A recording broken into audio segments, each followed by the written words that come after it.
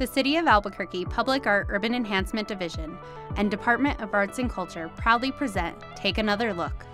Built on the foundation of 2 city ordinances, Art in Municipal Places, and the Urban Enhancement Trust Fund, the Public Art Urban Enhancement Division provides funds to artists to create art for the public, as well as arts organizations for arts and cultural programming.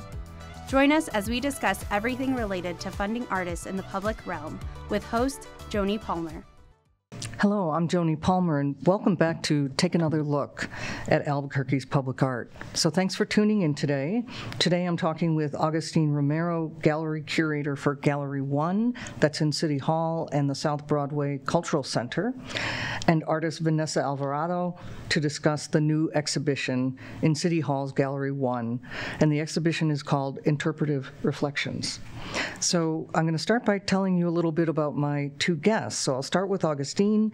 Was born and raised in Pueblo, Colorado, where he studied art and completed a BA in graphic design at the University of Southern Colorado. In 1997, he received an MA in sculpture from New York University.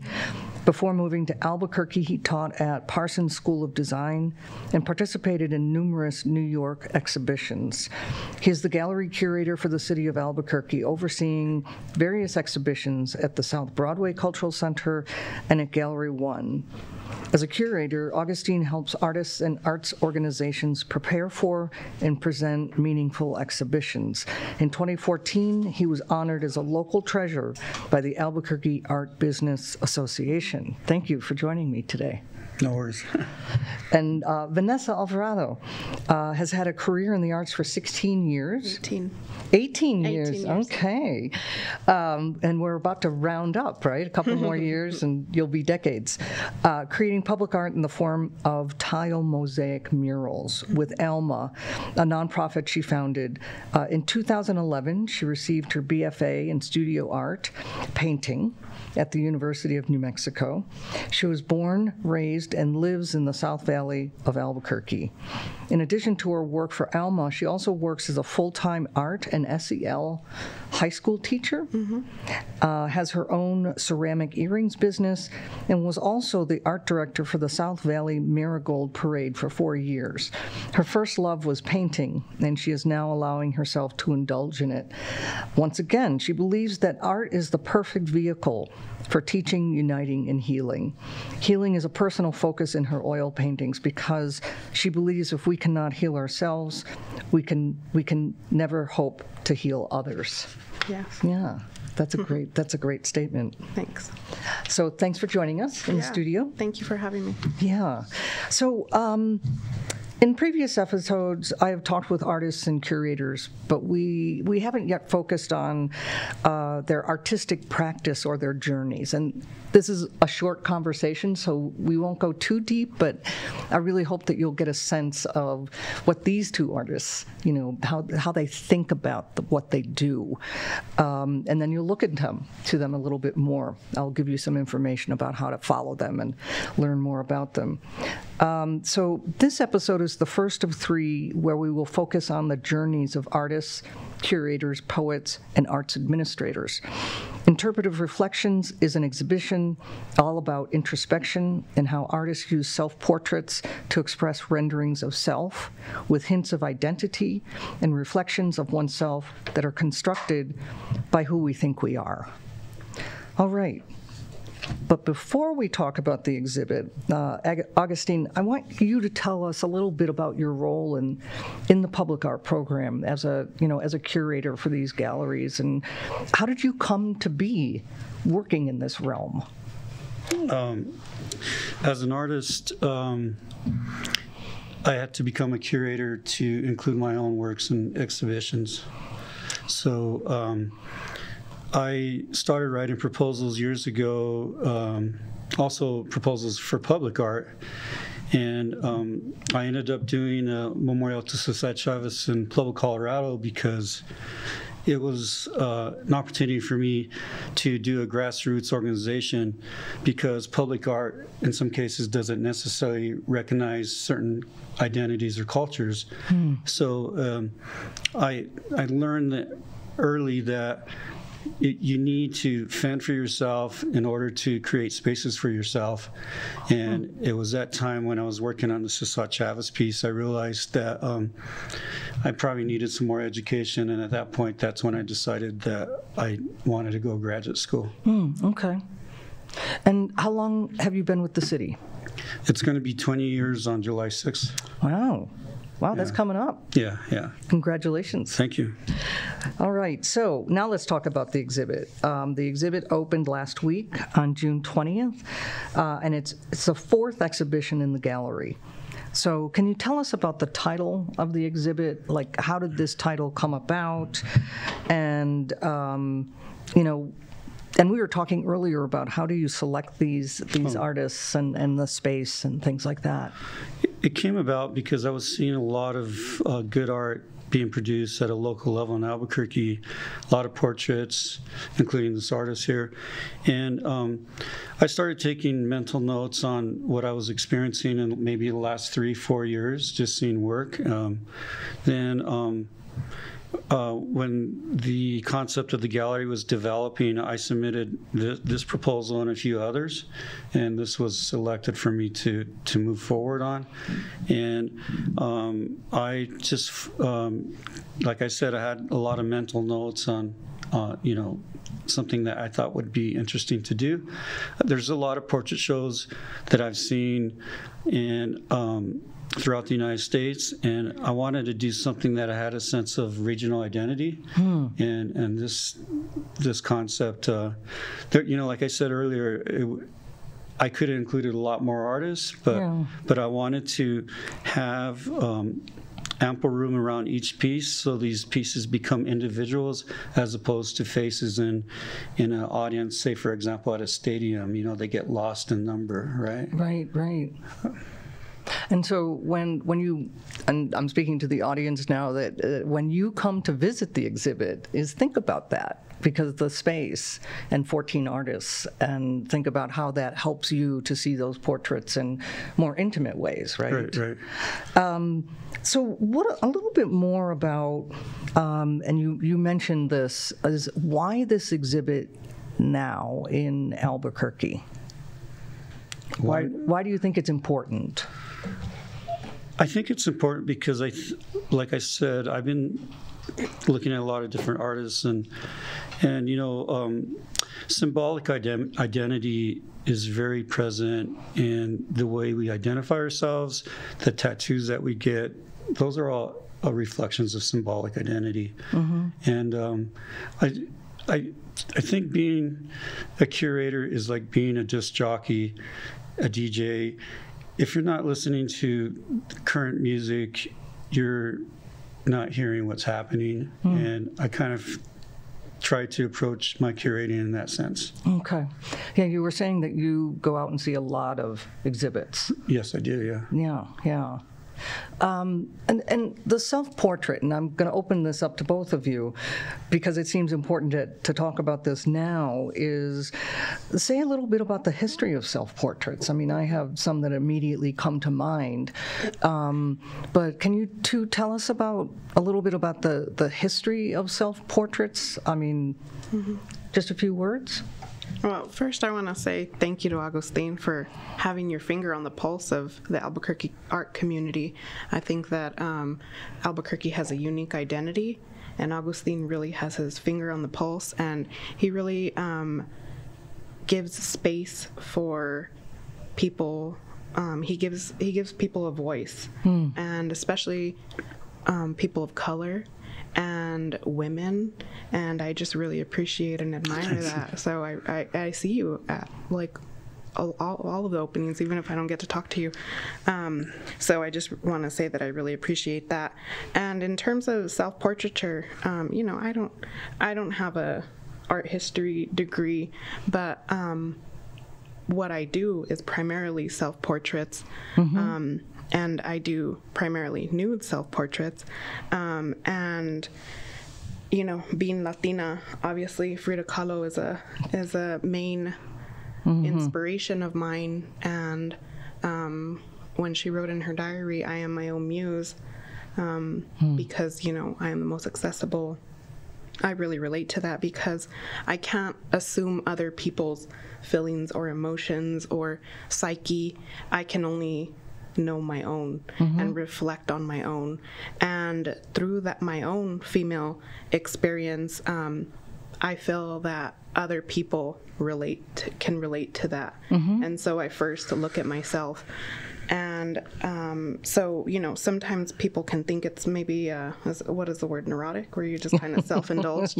And that's not the case at all. It's, in fact, the reason why I paint myself is because of my extreme insecurities growing up, you know, being so wrapped in my own head and lost in my own negative world that when I started painting myself, I started looking at myself more objectively instead of subjectively, and I really started to dissect my body as artistic elements, you know, looking at it for form, color, things like that, and then I started really appreciating it.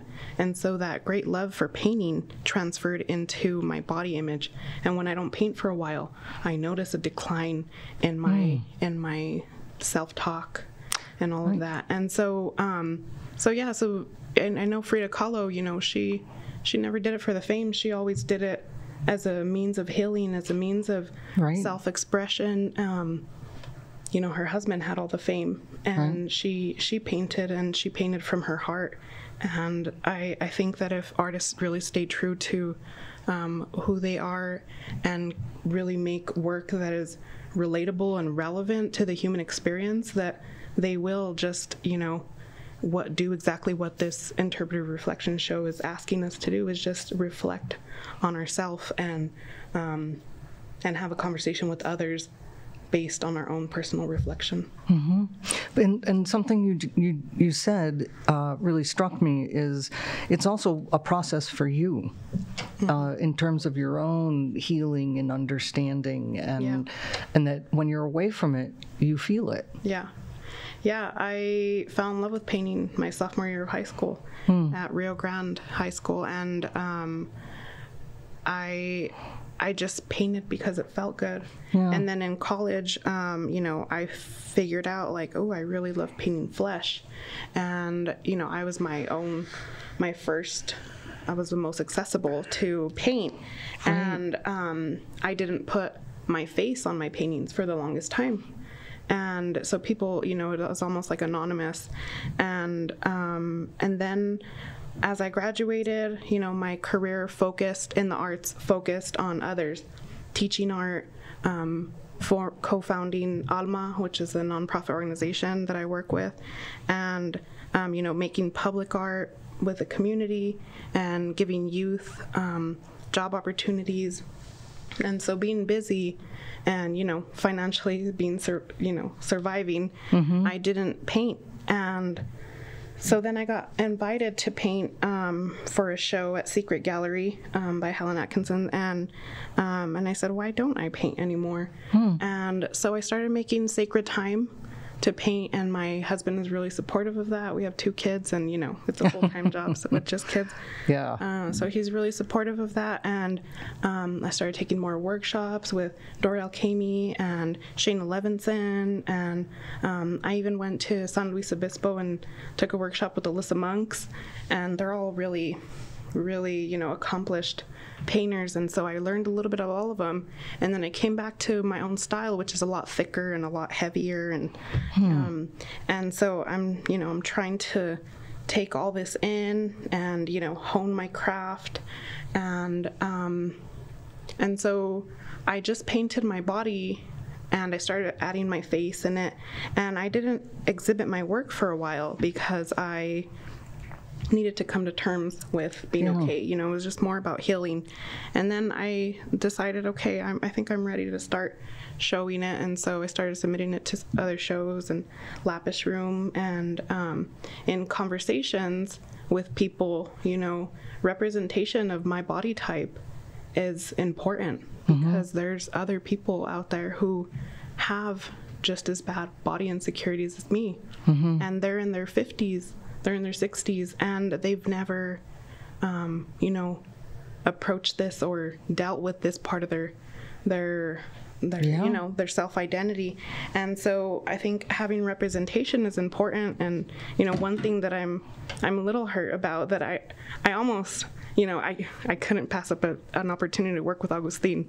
But one thing that almost made me say no was that it had to be G-rated, and this is a city gallery, and I thought, if we're really gonna reflect the Albuquerque community, if we're really gonna reflect the female experience, if we're really gonna reflect the human experience, art can be an adult conversation. I understand that. Art, being in public art, I know that you have to be sensitive to the masses and considerate and respectful of everything. But sometimes there's something to say, and my nude self-portraits say that, and they're not sexual. Yes, they're nude, but it's for a reason. And so I almost said no to being in the show because of that. And I know a lot of people feel that way. They don't feel heard because of like some censorship. And so I just think, it's something maybe that the city needs to look at, that humans need to look at. Sometimes people look at my paintings and they're really uncomfortable, and that used to bother me. Or they have, critics, it's size bigotry, all of that. They have negative things to say. And at first that used to bother me. And then after I started embracing it and took a new perspective on it, I said, thank you for having that perspective, because as uncomfortable as you are looking at my body, that's how I've felt about my own body all these years. So you get it, Wow, that's powerful. Yeah. That's really powerful. And I'm going to, so Augustine, the G rating, and also the selection of the artists, can you say something to both of those? Like, because you were selecting. Yeah, so I realized this a long time ago. I'm more of a police officer as a curator than I am a curator. I'm there to not let work be installed that questions are religious or political or any, the aspect of nudity, because when those things enter the public arena in city government, that offends the people who pay me, right? Yeah. So I am a police officer in the sense of the arts. As a city employee. Yes. And that does. I'm an artist too, and I really do feel that art should ask difficult questions of who we are in the space that we live in. But at the same time, like the South Broadway Cultural Center, a child could walk into that space without an adult, and that would create an awkward conversation with him and his parents or whoever, because a lot of parents don't want to have those difficult conversations. Right. Yeah. Well, tell me a little bit more about how you chose these 14 artists. Including Vanessa. Yeah, so I saw her work, and I've seen it for a while, and I didn't know her, but I knew of her. And I wanted to create an exhibition that offered various perspectives of identity, right?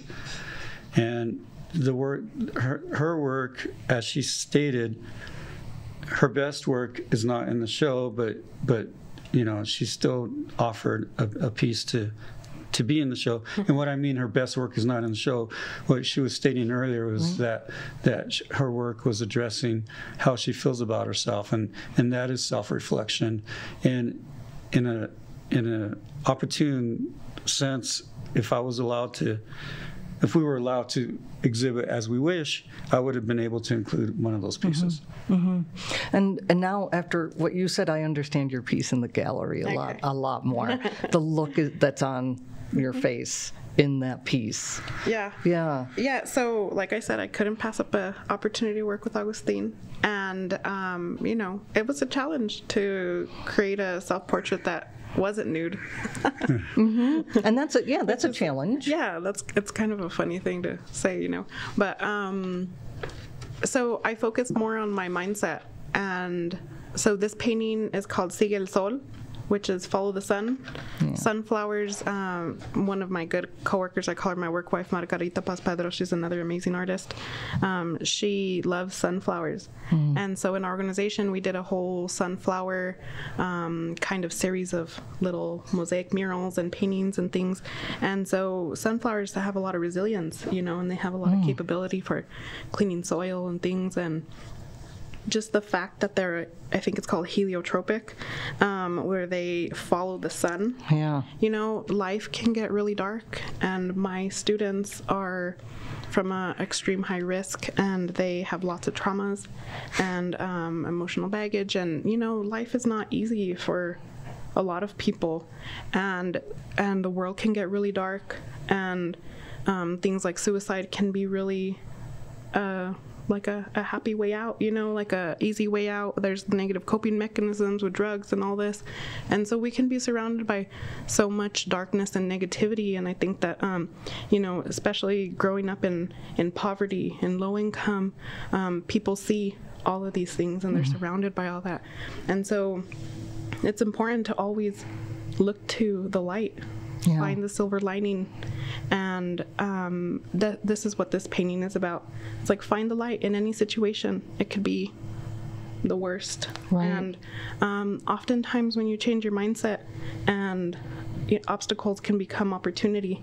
And so that's what this painting is about. It's just trying to find the sun, try and find any, like, the positivity, try and find whatever will get you out of the darkness, even if it's in for just that moment, that'll save you.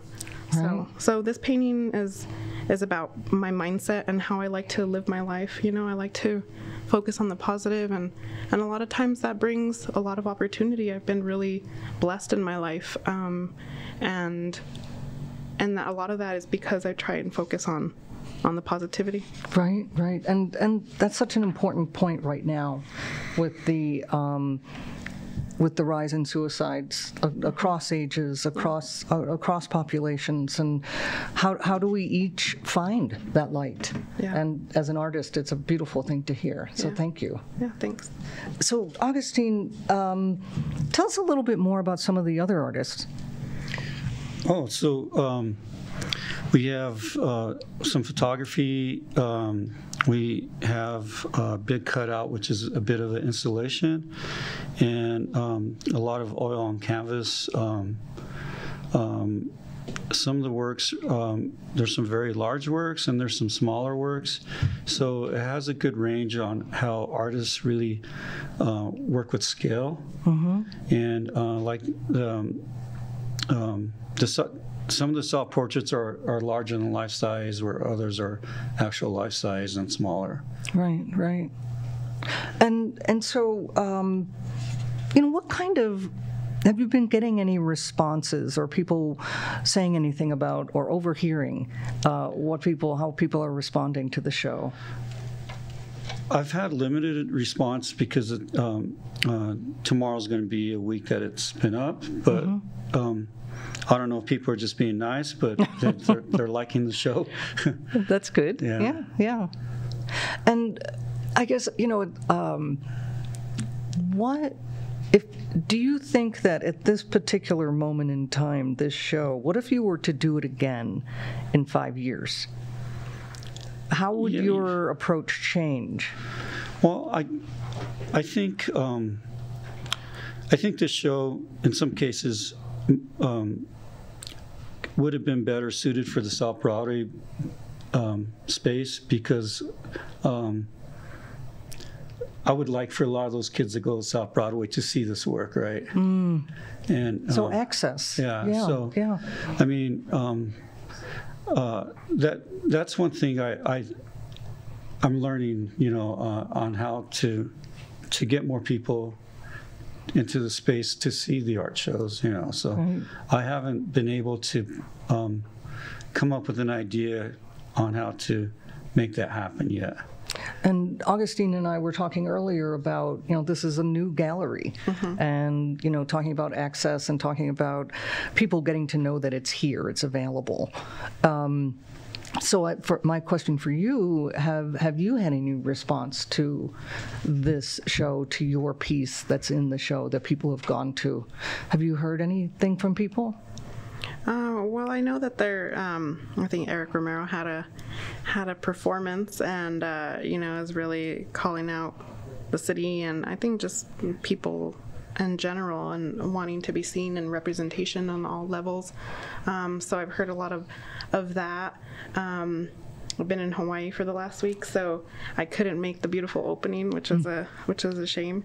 So I haven't been in town to hear a lot of the responses. But I think that a show like this is important, and a lot of times I know, through my organization, it's like when you put something on, sometimes it takes a good 3 tries to like get it up and running and get people going, and it's hard to get people to events. Coming from a working class family, I know that people are so wrapped up in their daily grind. They're trying to survive financially, and they go to work and they go home, and going to an art show is a little bit of a luxury. It's like a date night for me and my husband, if we find a babysitter. And so it's something that is sometimes can be exclusive, and that's why people put art on the streets, and that's why they put exhibitions and community centers and things like that. So it's so that people can, kids can see it on field trips, and people can just be driving to work and watch a train pass by and see artwork. And so accessibility has always been a question of galleries, and it's hard. And I always say, provide free food, feed people, and they'll come. Right, yeah, right. So that's true. have a disqueada, have a matanza, and boom, you're gonna bring the gente out because they want to eat, and then that's the hook, and then all of a sudden they start absorbing everything else that you've facilitated for them. And so it's a trick. Marketing is hard. That's why there's people making good money out there, and there's so much media, there's so much information, there's so many events. Sometimes I'm like, what is there to do? And sometimes I'm like, there's too much to do. And right. So we can always be like bombarded with a lot of things, and it's hard getting people out to stuff. But they're important conversations, and they're important things to still provide, even if not everybody comes out. Right. Well, speaking about in terms of getting people to come out and see this show, are there any activities planned for this exhibit? Yeah, there's, I forget what the date is, but there's going to be a drawing session taking place in the gallery. Okay. That's the only thing that I'm aware of. I guess you asked earlier that, how could you expand on this show? I mean, it could be revisited down the road, and it'd be an opportunity to include a lot of the artists that I didn't get to invite. Right. Like I said earlier, I've seen a lot of self-portrait shows, and I think what makes Albuquerque really different from the other ones is there's a sense of commonality that sometimes we don't always like to talk about, but it kind of shows up on a very subconscious level, and I think maybe the show is kind of reflective of that. Yeah. And it's a way, when the vibe that you get from the show for me is that we are here. This is what we look like, Yeah. I think that's really important too, because oftentimes, growing up in Rio Grande and then the South Valley, I mean, I love the South Valley, and I heard a lot of friends say, I can't wait to leave here. Like, there's nothing to do here, Albuquerque's trash, or whatever they want to say. There hasn't been a sense of pride, a sense of cultural identity. And when we do really reflect, when we visit outside places, you see that Albuquerque really is unique. And that's a reflection of us and a reflection of our families. And so this show really does need to happen again, because it provides a sense of pride and introspection and reflection onto the beautiful things that already exist here. You know, I think public art gets a lot of bad rep for going in and gentrifying places, which it very much can be. And our organization and the way I like to look at art is that art shouldn't be some perfume that you spray on a turd, you know. It shouldn't be, I'm going to come and beautify this place, or I'm going to place making. No, there's already a place there. There's already people that exist there, and there's beauty in that place. There's beauty in that culture. There's beauty in those people and their families. And so art should be a reflection of that, not, you know, a beautifying, not a flower on it that you just put on it. It should be a mirror. It should be reflective of the community, of the public, of the person. And so, yeah, Interpretive Reflections is a very important show, and I think it just needs to keep happening. Well, I think we have to wrap it up. And I think that's a really good place to end. I mean, I have heard throughout this, the people I have interviewed in this podcast, is pride for this place, of our people, of all the different kind of, you know, Albuquerque, you know, and it would be really interesting to see this happen on a regular basis, so that we can hear more and see more of those voices. Yeah. So, any final words? Thank you. Yeah. Okay. Yeah, I appreciate it, and I just encourage people to keep looking within themselves before they, you know, reach out and try to heal others, and keep uplifting voices, and remember that just like Augustine is doing, is like uplifting those voices that are not being heard on the daily, you know, and so thank you, Augustine. Thank you. That's an honor. Thank you. Yeah. Well, thank you both for joining me in the studio today. And so, listeners, I hope this episode has given you some insights into these two artists' journeys. Come check out the show. Here's some information about Interpretive Reflections. It's free and open to the public through August 2nd. Gallery hours are Monday through Friday from 10 a.m. to 4 p.m. If you want to learn more about Vanessa's work, you will find her on Facebook at Vanessa Alvarado. Thank you. Yeah. Instagram at this is all lowercase, I.M.perfect_art. Also, her website is Vanessa Lynn Alvarado. So it's all lowercase, Lynn. And you can learn more about Alma, the nonprofit that Vanessa co-founded, at almatile.org. Yes. That's some really beautiful work with that group. Thank you. Thank you for being a part of that. Yeah, we have an open house happening July 13th, so just putting a plug in. Hopefully people come out. There's going to be food there too. And all of this information will be in our newsletter, so you can find that through the website cabq.gov/publicart/podcast. If you want to learn more about Augustine's work at the South Broadway Cultural Center and also at Gallery 1, you can go to cabq.gov/SBCC Gallery, and then Gallery 1 is at cabq.gov/Gallery 1. So, thank you all for listening, and I hope you will join us for our next episode, which will be released on Wednesday, August 14th, and we hope that after you've listened to this podcast, that you will take another look at Albuquerque's public art. Thank you. Thanks for listening. To learn more about the Albuquerque Public Art Program, the Public Art Collection, opportunities for artists, and so much more, visit cabq.gov/publicart. To learn more about the Urban Enhancement Trust Fund, visit cabq.gov/UETF. Tune in next time to take another look at the City of Albuquerque Public Art Urban Enhancement Division.